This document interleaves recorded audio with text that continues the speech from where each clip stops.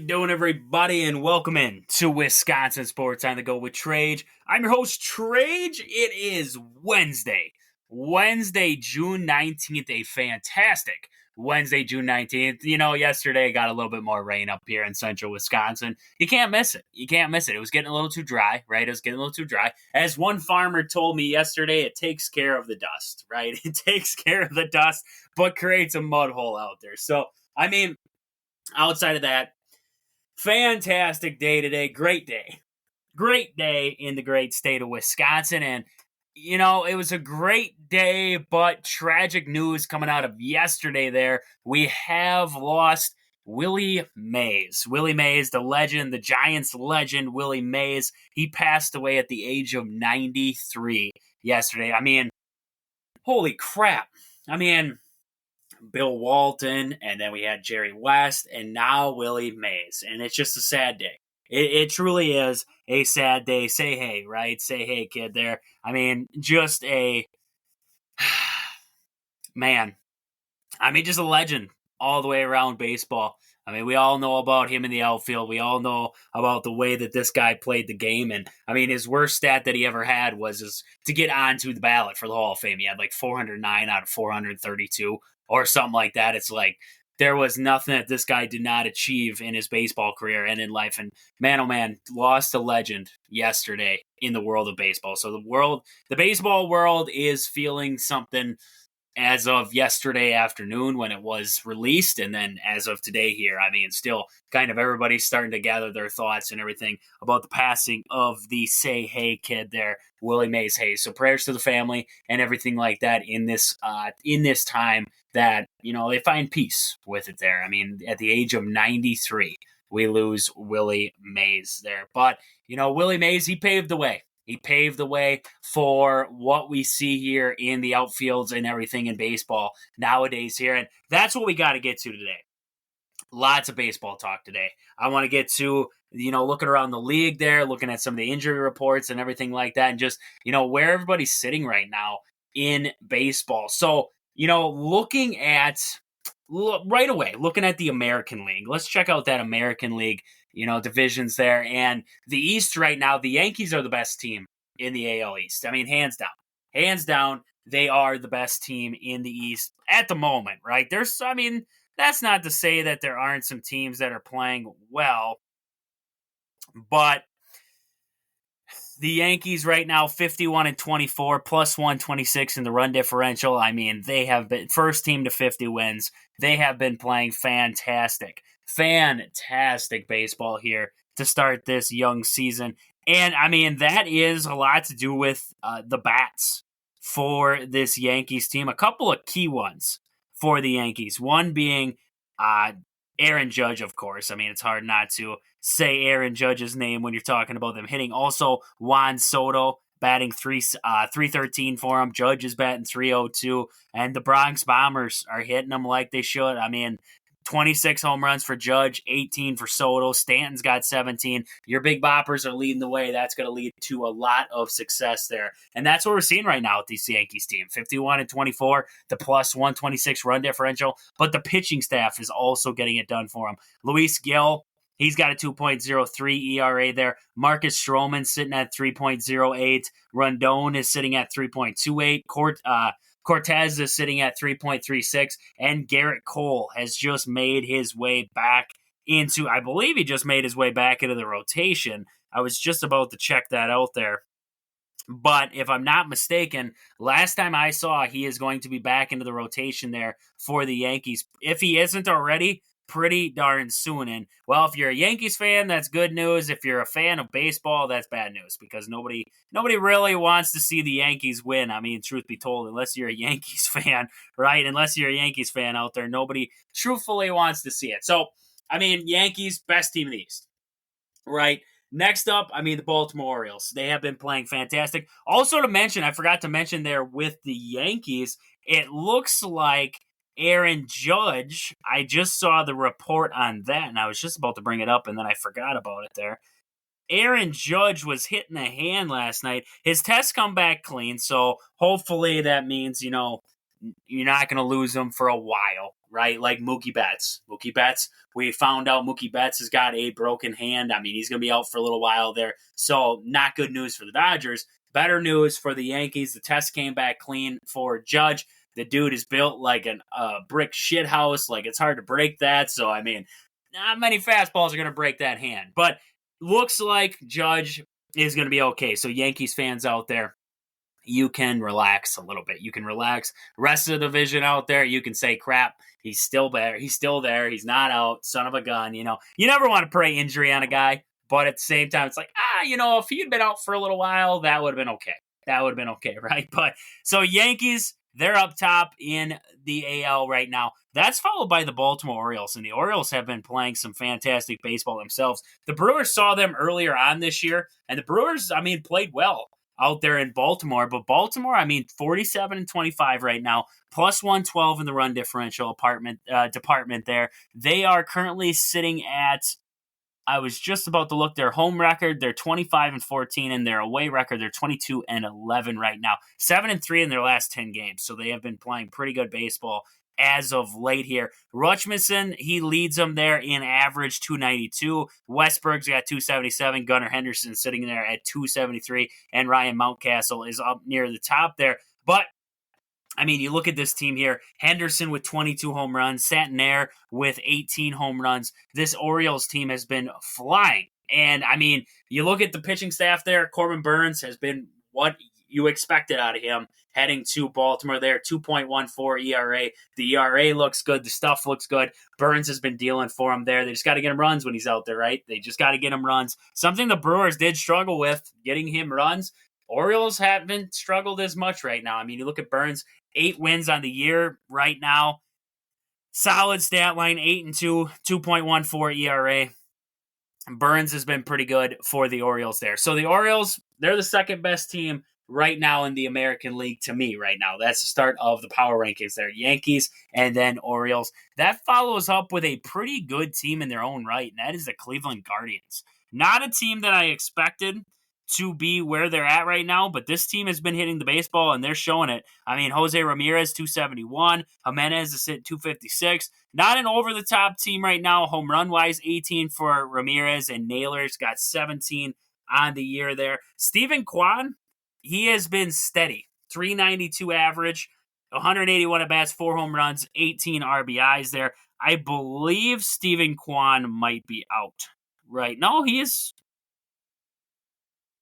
He's still playing. He's still in there. He's still got that average at 392. So don't forget about that guy. Don't forget about Steven Kwan. He was out for a little bit there, but now he's back in the lineup. Still got that 392 average. He's been impressive all year long. So, Steven Kwan is a guy to watch out for and potentially see him lead this Guardians team to a little bit of success there. Shane Bieber, he's got a 3.94 ERA right now for him there, and Tanner Bieber, my bad there, and Tristan McKenzie is sitting at a 4.48. So the starting pitchers for the Guardians not as good, I guess you could say, but the lineup has been getting it done. They've been able to produce runs, and that is the major reason why they're sitting at 44-26 right now.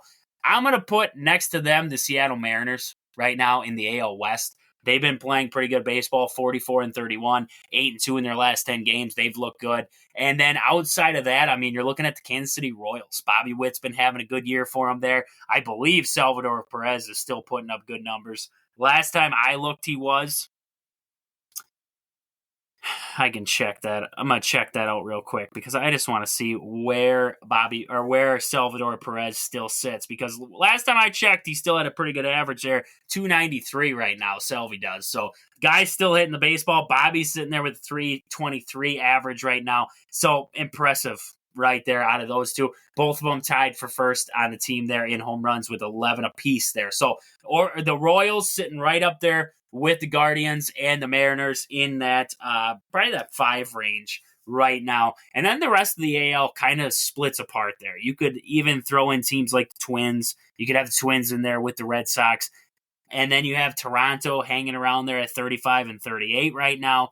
The Detroit Tigers 34-39. So nothing crazy across the board. The Astros have worked their way back up into the 2 spot in the AL West, but 33-40 right now. They have a +2 run differential, so they're starting to get right in that department. But outside of that, I mean, the Astros have been an interesting story to start the year because did not expect what we're seeing right now out of the Astros. We expected maybe just a little bit more, maybe a little bit more success, especially adding a guy like Josh Hader out in the bullpen. You were kind of gunning for it, and they've been nothing but a little bit of a letdown to start the year here. So Astros hanging around there in that 2nd spot there. So the AL right now, there's a wide variety. I mean, you have the top half with the Yankees, the Orioles, the Guardians.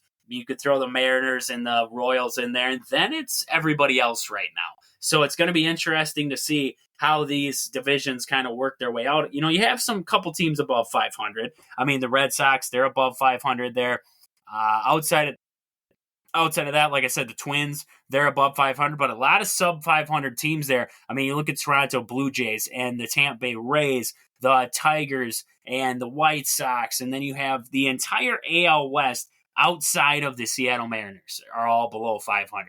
So a big gap there between the top and the bottom right now in the AL. Looking over at the NL, though, a little bit back, you know, what we know as Wisconsinites there, right? The National League right now, the Phillies, they're the top team, 49-24 overall. They have scuffled a little bit as of late, 5-5 in their last 10 games here. They have won a couple games in a row, but outside of that, I mean, scuffling as of late here, 5-5 in the last 10. We have the Braves in that same division there, 40-31. And then you have teams like the Mets, the Washington Nationals, and the Marlins all below 500. In the Central, the Brewers, 42-30. Hanging around, right? 3rd best team in the NL right now, not too far behind the Dodgers right now for that 2nd spot in the NL. Dodgers in that West right now, they lead 40. They're 45-29. They lead by 5.5 games over the Arizona Diamondbacks, who are 36-37. And then you have the Giants, the Padres, and the Rockies. You look at the Central with the Brewers there. You have the Cardinals at 500, 36-36. Outside of that, you have the Pirates, the Reds, and the Cubs all coming in below 500, all with 35 wins. And then the Pirates and Reds with 38 losses, the Cubs with 39. So, I mean, you look at the NL, you have the Phillies, the Braves, the Brewers, the Cardinals, and the Dodgers. 5 teams above 500. Everybody else is below 500. I think that's baffling. That's baffling. That's the biggest thing. When I looked at these standings earlier, and I'm reading them off again here now, the biggest thing I take away is looking at the standings right now in the NL and the AL and putting it all together, how many teams are below 500, right? Kind of, it's an interesting, it seems like, you know, there's your good teams, right? Have been hot or have been playing solid baseball all season long. And then you have the rest of them, right? There's a fine line and a gap between the top and the bottom right now. And it's definitely shows. So it's going to be quite interesting to see, like, the Cardinals sitting at 500. Where do they go from here? I mean, you're talking about a team who is 6-4 in their last 10 games. Do they find a little spark, right? They did, because they started out, bad once again, and they've slowly started to figure out a little bit there. Do they figure it out and get above 500 and stay above 500? The Cubs, are they going to be a team that's going to float around there? I mean, you're looking at the NL West there. Diamondbacks, Padres, Giants. Which one of them is going to end up above 500 in that division there? And in the East right now, it would not surprise me if the Mets, Nationals, and Marlins all finish below 500 or right at 500. I don't see much light for those 3 there. The Braves, Phillies, I think those 2, they're going to finish above. I still believe the Braves will make the playoffs. Phillies, I believe, no doubt will make the playoffs. But, looking at the NL, looking at the AL, I could see some teams a couple of surprise teams that finish below 500. That AL West, like I said, outside of the Mariners who are above 500, everybody else is below.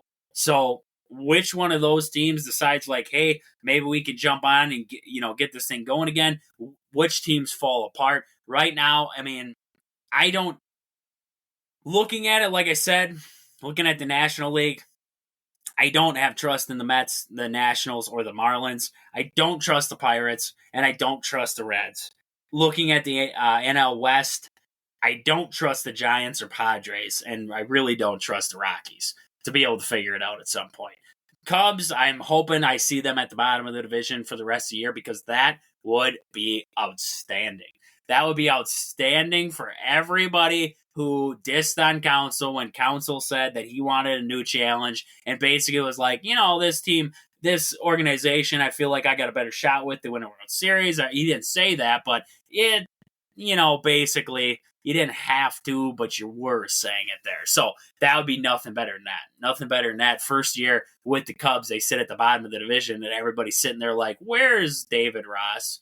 Where's David Ross and where is he at? Maybe he could save our season here away from this guy from Milwaukee, So, the standings right now, like I said, AL is ran by the Yankees and the Orioles. Then you look at the NL and the Phillies and the Dodgers. Those are your 4 best teams in all of baseball, and those are the teams that run it right now. The Brewers, not far behind. I'm not saying the Brewers are, not a good team. They couldn't beat up on these teams or play with these teams. I'm not saying that. What I'm saying is that right now, those are your top teams. The Brewers, they fill in that third spot right behind them. And then outside of that, it gets really bad throughout the rest of it. You got the Braves in there. You could throw in the Cardinals next, right? And you have the Diamondbacks in there. Like, there isn't a lot of good going on right now in the standings there. So, good stuff there in the standings.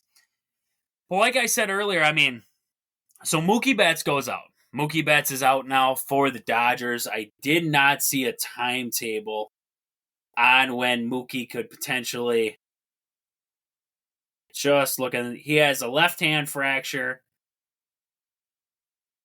and it looks like it's going to be about 6 to 8 weeks. So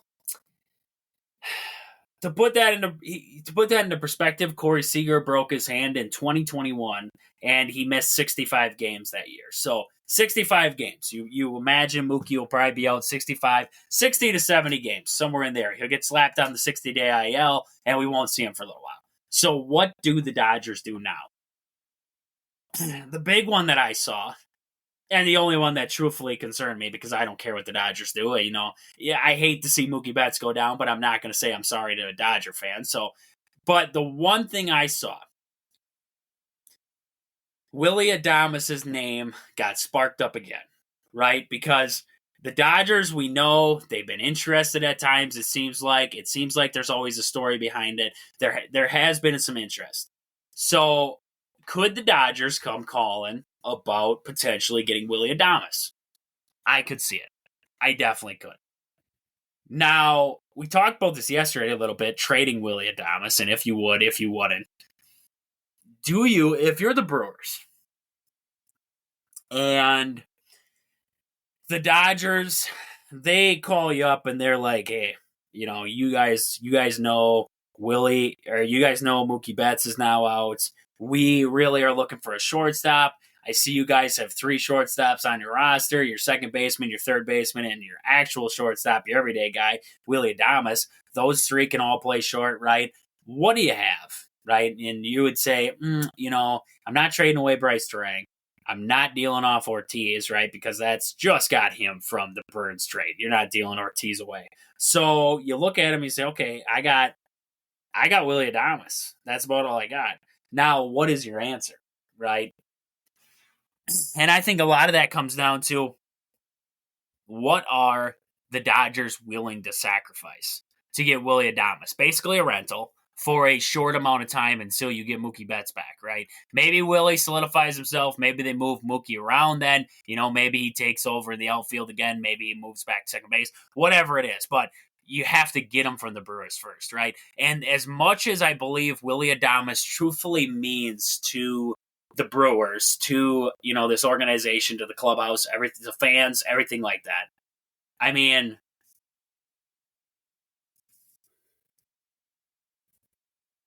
It would take quite the haul to get Willie Adames out of Milwaukee.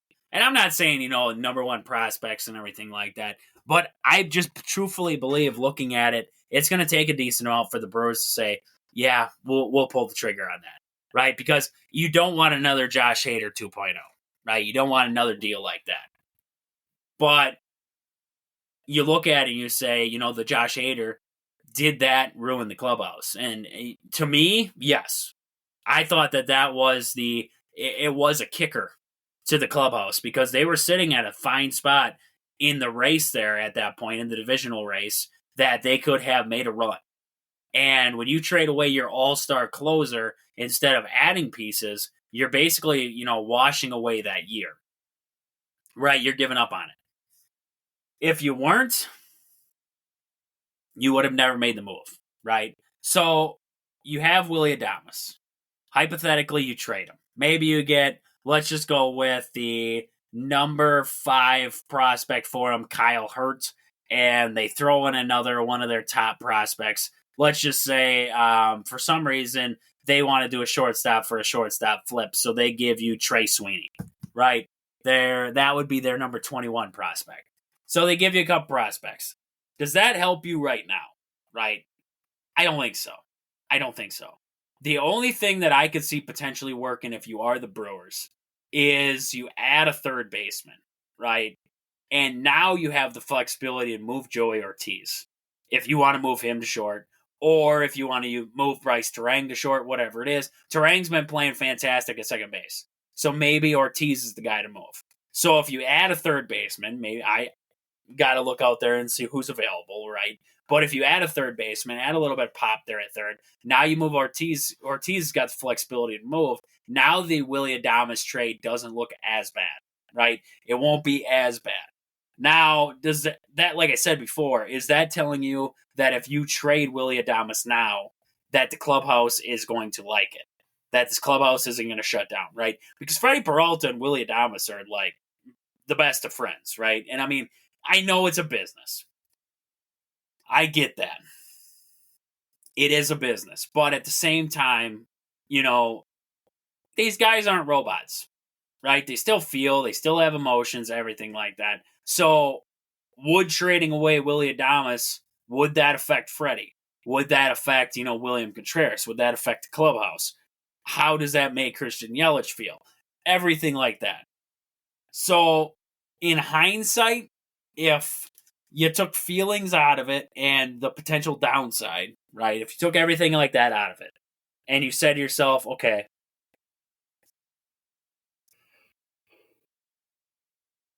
if we make this trade, does it benefit us or does it make us worse, right? And if you can take away some good prospects from the Dodgers, pitching prospects, whatever it is, you don't need outfield prospects, but pitching prospects, maybe a good third base prospect or a first base, whatever it is, maybe then you change minds, right? Maybe you change some minds on the whole situation, right? Because, I mean, technically, you look at this last trade the Brewers made, Esteury or Ruiz, at the time, and they got William Contreras, Payamps, and Peguero back for it, right? And we see how that unfolded.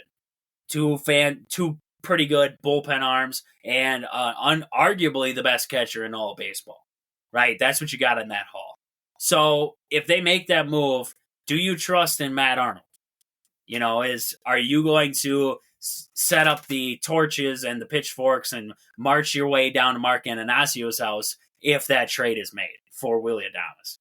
That's going to be the big question mark, right? That's going to be the big question, is how does it affect not just the fans, but the organization and the players along with it?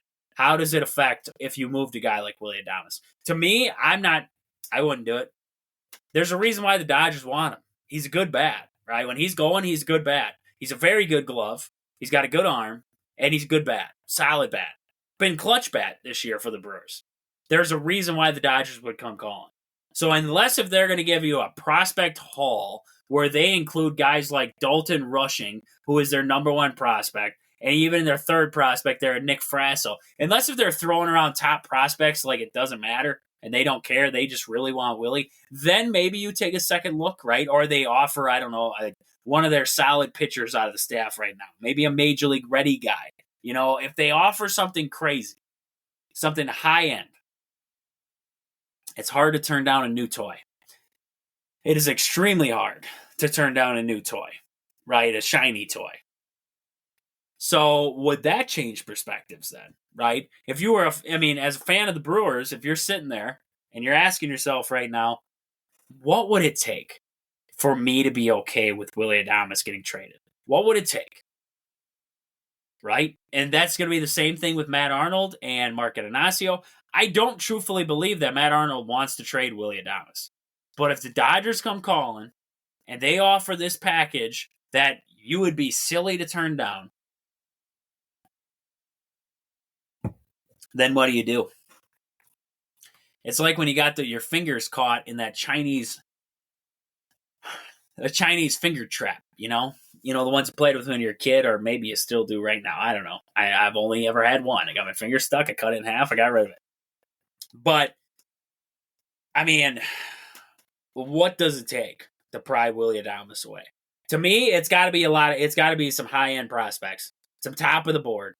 Not like the Burns trade where it was, we get Joey Ortiz and DL Hall, right? And DL Hall was technically still unproven as a starter / bullpen guy. And Joey Ortiz, they had no idea. They knew what he could do in the minors. They had no idea what he could do at the big league level. And he's exceeding expectations at the moment right now for the Brewers, playing a different position than usual. But, so, that Burns trade, that for Willie Adames right now, as bad as the Dodgers would need him, I'm not taking that deal. I'm not. Right? The thing with Burns is that when you traded Burns, you didn't deal with the Dodgers. You didn't deal with the Cardinals. You didn't deal with the Giants, right? He's gone. He's out of division now. He's out of the NL. He's in the AL now. So if the Dodgers come calling for Willie, are you okay with Willie Adames going to the Dodgers and playing you at some point? Would that be a thing you wanted to see, right? So there's all kinds of variables, I guess you could say, that go into this whole entire thing. And it puts into perspective. What is it going to take for the Dodgers to potentially pry Willie Adames away from the Brewers there? So with that, I want to get to some sponsors of the show here quick before we move on. First, Game Day Supply in Alaska. Do you have a sports club or team? Are you looking for some sweet custom uniforms or apparel? Check out the awesome crew at Game Day Supply in Alaska to help your team get the sweetest gear. Find them on Facebook at Game Day Supply or online at GameDaySupply.net. Also, Sport and Spine Clinic in Greenwood, Wisconsin. If you've been injured recently, whether at work, whether it was playing men's league softball, whatever it was, you got injured, you felt some pop, and you're like, I need some physical therapy, you better get down there. Call Chad. Get down to Sport and Spine Clinic in Greenwood. He'll get you right. He'll get you back to work, back out on the field, whatever it is. Whatever hurts you, he'll get you back there feeling better than ever. Sport and Spine Clinic in Greenwood, Wisconsin. Sports scenes, sports cards, and memorabilia located in the Marshfield Mall in Marshfield, Wisconsin. You got to get down there and see Al. He has everything you need, from sporting cards to memorabilia, jerseys, model stock cars. He's got it all. Sports scene in Marshfield. Marshfield Motor Speedways, located just 3 miles outside of Marshfield on County Road H. You got to get down there this summer. Tons of family fun for all ages. Great food, great drinks, great atmosphere. Nothing better for a fantastic summer day / night there. So Marshfield Motor Speedways in Marshfield, Wisconsin. Pittsville Farm and Home Center. At the store, they serve you anything from hydraulic hoses to red roses. Stop in and see the awesome crew at Pittsville Farm and Home Center in Pittsville, Wisconsin. And also your hometown team, Century 21 Goldgate Realty. Call Peggy Sue or Anna to find your dream home, or if you're looking to sell. Find them on Facebook at your hometown team, Century 21 Goldgate Realty, or stop in and see them at their location in Marshfield there. But with that, I want to get to some Brewer talk.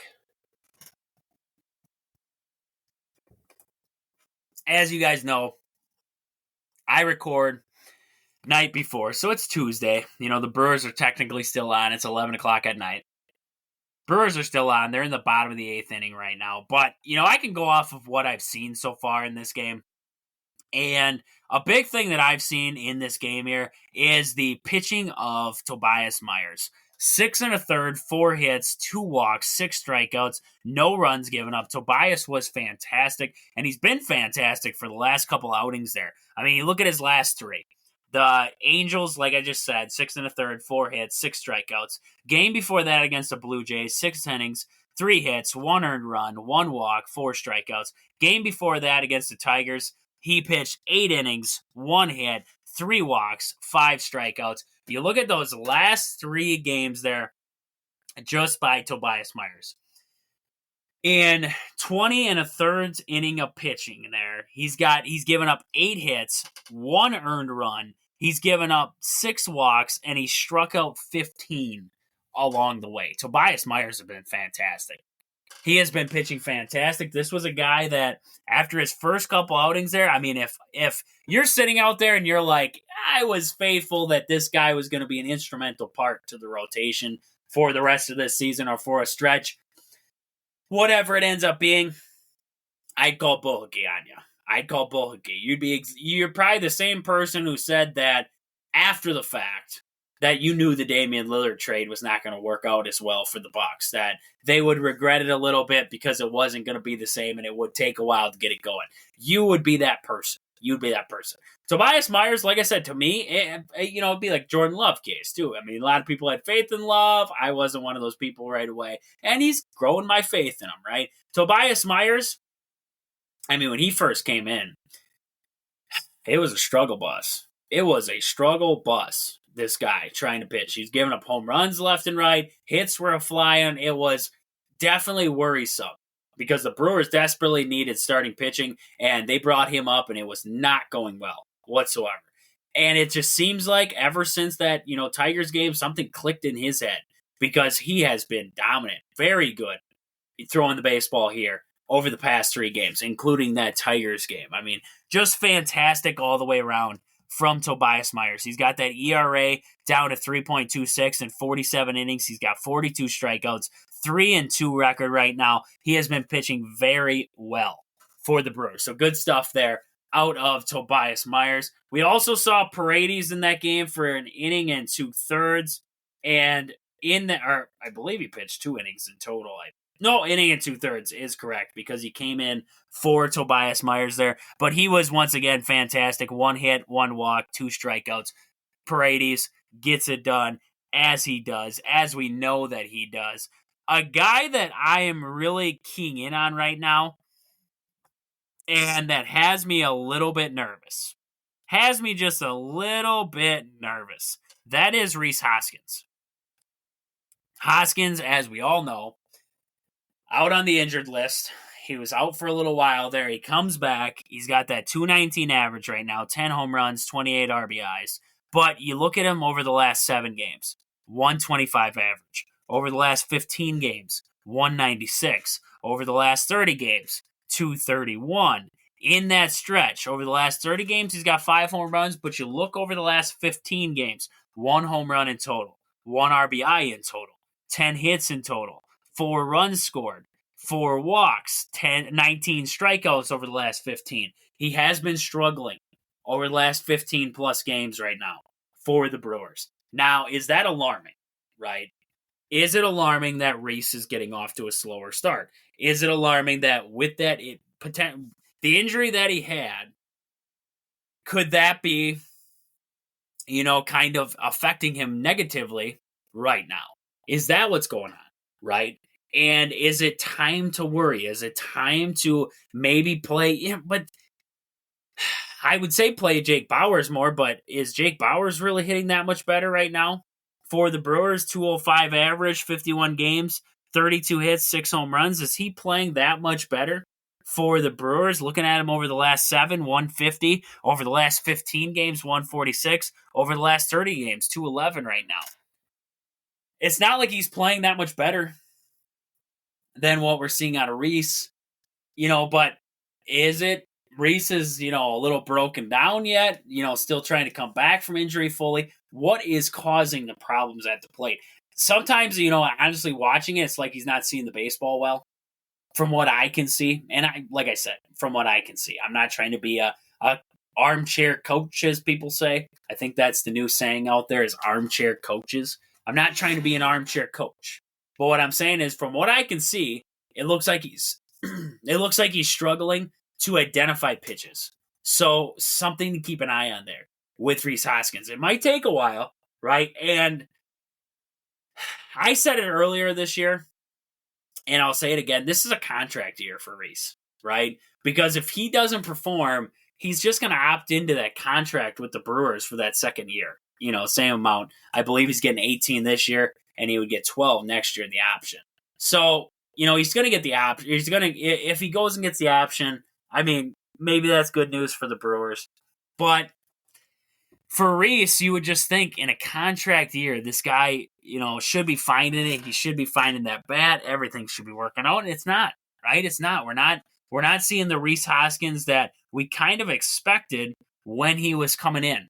When we saw him coming into the league, when we saw him coming into Milwaukee, we were like, okay, we got our big bopper, right? We got our power bat. This is going to be a big RBI guy and everything like that. Hasn't turned out to be that yet, right?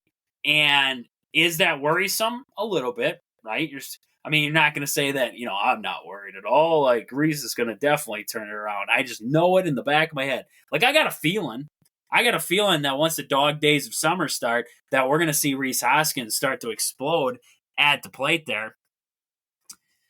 But, I mean, is it time at this point to set him down? Maybe the occasional game here or there, but truth be told, I'm letting it ride. If he gets me a hit, if he goes 1 for 4 for me, if Rhys is in the lineup, Rhys still, even when he's not hitting, still demands a respect and makes pitchers want to throw to other guys, right? So he's almost like that safety valve for you there. Other teams are going to see him behind like Yelich or Contreras or Adames or whoever it is, right? They're looking at that and they're saying to themselves, okay, I see I have Yelich, I have Adames, and I have Hoskins coming up, right? So when I get to Adames, I'm not going to be as careful with Adames because I don't want to put him on. I don't want to give Rhys Hoskins a shot there. Even if he's got a 211 batting average, we know the pop's still there. I don't want to give him that chance to be able to drive in some runs right now, right? So it still adds that element to it. So maybe you leave him in there. Maybe you DH him more than not and just try and get that bat figured out. Maybe you lower him in the lineup, right? Maybe you move him down to that 6 or 7 spot in the lineup and just let him slowly start to work his way back, right? You're talking about a guy who was injured out for an entire season. Then he came back and he got injured again. So he hasn't had a lot of time to get, the rhythm down, everything like that, get into the flow of games yet. So maybe it's just a wait and see kind of thing. That's definitely what it is. It's a wait and see kind of thing with Rhys. But do you bench him? I saw a lot of people going out there and they're like, oh, yeah, we should bench him. I don't think so. I think it's a ride. You ride with it. You see how well it goes. And at the end of the year, if he's batting 240 and he's got 20 home runs, I would not expect him to go out and try to find a bigger contract. I would expect him to opt in. Barring that the Brewers don't completely nosedive off a cliff and everybody gets injured at the same time. Barring that, I could definitely see, if the struggle continues, Rhys taking that next year of his option. But to me, I don't think it's going to continue. I truthfully don't. I think once those, like I said, dog days, it's like Yelich in June, right? For some reason, in the month of June and July, Christian Yelich just finds an afterburner and he turns it on, right? He turns it on. So I could definitely see a guy like Rhys, once we get into the dog days and, games every day and, everything like that, I could definitely see a guy like Rhys Hoskins turning it on and starting to launch, right? I mean, with Rhys, you take and you give, right? You look at Rhys over the years there with the Phillies, he'd go through stretches of cold stretches, and then all of a sudden he'd go through a week or two span where he's hitting, 4 or 5 home runs, and he's got a bunch of RBIs in there and a bunch of hits. So you gotta let things progress there with him. And like I said, I think Rhys is fine. I think this lineup would be fine. They are, once again, like we saw in Game 1 against the Angels there, I mean, they struggled again with runners in scoring position. Last night, got the runs going there. As I'm watching right now, it's 6-0. They were able to produce runs, something that they've struggled to do. I'm looking at, I just want to check out the box there. Runners in scoring position. The Brewers were 1 for 6. 1 for 6 with runners in scoring position. So not great. Not great by any means. But maybe, just maybe, it starts to get better a little bit. And that's going to be a big contribution to some of your bigger bats getting going. Like I said, Reese, if he gets going, or you have guys in there like Yelich and Contreras and Sanchez, right? If those guys get going, that's going to be big RBI guys. That's going to be your RBI producers there with runners on. So hopefully, like I said, we see some of that as this starts to get into we're in the later parts of June right now, but as we get into July, August, that we see this Brewers team start to take off there. But with that, I mean, that's about all I got. I just, it was kind of a shorter jump around the league, talk baseball a little bit there, and then just a little bit of Brewer talk there. But with that, that's about all I got. That's about all I got for today. I hope you guys enjoy the rest of your Wednesday. It was a fantastic show. Like I always say, follow us on Facebook, Wisconsin Sports on the Go with Trage, on Instagram, Twitter, WI Sports on the Go. Otherwise, you can find us everywhere. Like, mention us out there to your friends, everything like that, family. Trying to grow, trying to get everybody in tune and everybody listening. And I love interaction with you guys. Like I said in the description of the show here, there will be a little tab on there. It says send a message. And if you click that, it'll get you to a link where you can send a text message to us, and it'll send to the Buzzsprout site that I use to update the podcast and everything like that. It'll send to there, and I can answer your questions, or, if you have a concern, everything like that. And definitely leave a review, leave comments, whatever you can, let me know. Let me know how the show is, anything that you would do to improve it, and everything like that. But with that, that's about all I got. This has been Wisconsin Sports on the Go with Trage. Thank you guys for listening. I hope you guys enjoy the rest of your Wednesday.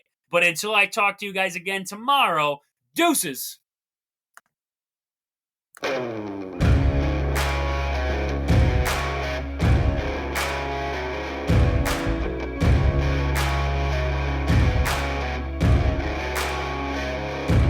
Yeah, oh my Lord, watch me sway. Darkness falls and we all pray, hoping for the light of day. Down to the river, I have held the devil's hand, felt the weight of my own sin, burdened by the heart of man. Down to the river, down to the river.